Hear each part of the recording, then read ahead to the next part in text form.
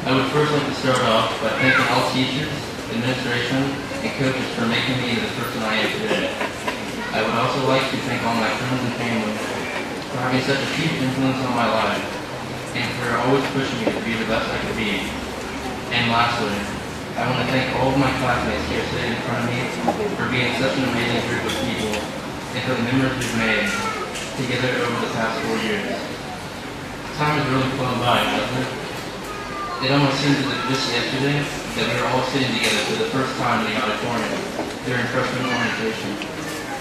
At the beginning of our freshman year, many of us were still afraid to talk to new people and make new friends. In sports, we were still competitive with each other, and we weren't sure how to work together as a team.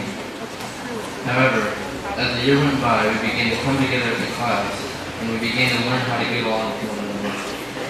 Sophomore year was the year that we began to gain a little more freedom. It was finally the time that everyone started to get their license, and it was also the time when you could be cool and make fun of your friends because you had people in it. Being our second year together, as a class, we were more comfortable around each other and we started hanging out with new people. Honestly, it was just nice not to be a freshman. Before we knew it, we were juniors and finally recognized us being upperclassmen. We could finally leave the school for lunch and avoid having to pack a lunch or eat food every day, or eat the school food every day.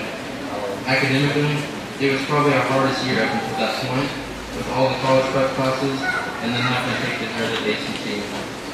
It was the year when we finally began to think about where we wanted to go for college and what we wanted to do for the future.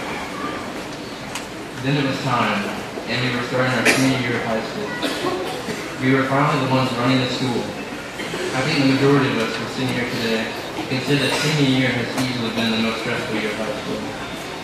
I never should have listened to all the people who told me that senior year was the easiest year of high school, because once I began to see how difficult it was hard to not let senioritis take me over.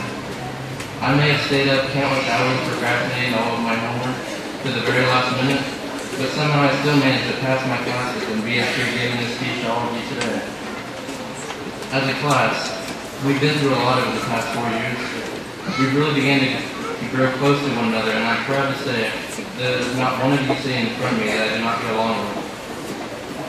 Currently, we're all sitting here tonight at our high school graduation to celebrate our accomplishments of all the hard work from each and every one of us.